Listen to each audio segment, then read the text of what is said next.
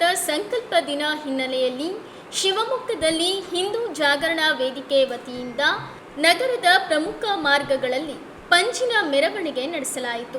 ಶಿವಮೊಗ್ಗ ನಗರದ ರಾಮಣ್ಣ ಶೆಟ್ಟಿ ಪಾರ್ಕ್ನಿಂದ ಪಂಜಿನ ಮೆರವಣಿಗೆ ಆರಂಭಗೊಂಡಿದ್ದು, ನಗರದ ಗಾಂಧಿ ಬಜಾರ್ ಮೂಲಕ ಗೋಪಿ ವೃತ್ತವನ್ನ ಮೆರವಣಿಗೆ ತಲುಪಲಿದೆ. ಈ ಮೆರವಣಿಗೆಯಲ್ಲಿ ನೂರಾರು ಸಂಖ್ಯೆಯಲ್ಲಿ ಹಿಂದೂ ಪರ ಕಾರ್ಯಕರ್ತರು ಪಂಜನ್ನ ಹಿಡಿದು ಘೋಷಣೆ ಕೂಗಿದರು.